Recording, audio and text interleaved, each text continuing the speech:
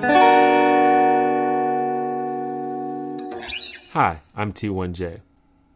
If you're confused, you shouldn't be. You're watching exactly what you think you're watching. You're watching a pot of water come to a boil. This old pot has definitely seen better days, but it'll do the trick.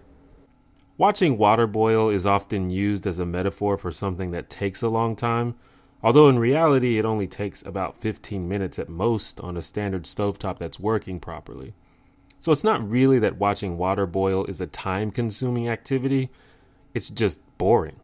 And boredom is generally considered to be an unpleasant feeling, a feeling that we often go to great lengths to change if not completely avoid.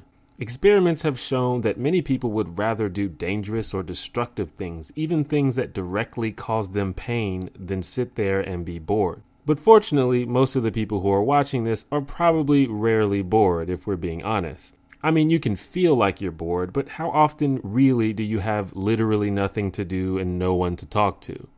Before all this mobile technology came to be, that happened all the time. Me personally, growing up, when I got bored, I would just play video games. And when I got a computer, it was even easier to quell my boredom. Today, most of you probably have a smartphone or other mobile device, and if you do, you basically have a small anti-boredom machine that can keep your mind occupied for as long as you need it to. If this video is too boring for you, you can simply turn it off and watch something else, or play a game, or take a selfie, or browse Instagram, or dozens of other things. But I implore you to keep watching this pot as the water slowly but surely reaches its boiling point. You don't have to, of course, but in many ways, being bored is underrated. Think about it. Think about some of the best ideas you've had. Think about times you've been the most reflective and introspective. Where were you when you had those ideas? Maybe in the shower, or driving, or while taking a walk, or maybe as you lay in bed before dozing off. Or maybe when you were supposed to be doing something else, like listening to a lecture at school or working. The common thread here, as you might have guessed, is that these are times when your mind is idle and allowed to wander, basically boredom.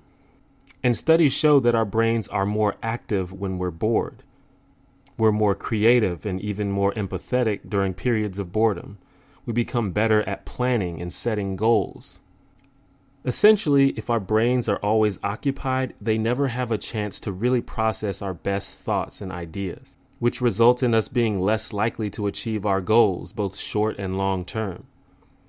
In 2015, Manoush Zomorodi, host of the podcast Note to Self, challenged her audience to cut back on smartphone usage and embrace their boredom for a week. She gave them challenges such as keeping your phone in your pocket as you move around and only looking at it once you've reached your destination, which is harder than it sounds. She challenged her audience to think about that one app that wastes the most of your time and delete it. And the final challenge was an interesting one. Zomorodi invited her listeners to flex their creativity by first putting away their phone, then emptying the contents of their wallet and using those materials to construct a miniature version of their dream house. But there was a caveat. You had to let yourself get bored first. And the way that she recommended doing this was watching water boil. In the interest of avoiding boredom, we have many little ways to keep ourselves occupied. What we don't consider is that allowing ourselves to get bored and thereby unlocking the imaginative potential of our brain is how we become truly productive. So if this video was boring, good. I hope you spaced out. I hope your mind wandered to new imaginative realms. I hope you had a brilliant idea or epiphany. I hope you discovered new ways to achieve your goals. And I understand that's lofty. After all, you're on your device right now to watch this video. So failing all that, I hope you come away with a greater appreciation for boredom. And next time you're bored, I hope you might consider using it as an opportunity to let your brain do actual work rather than mindlessly occupying it with junk food apps. That's just me though. What do you think?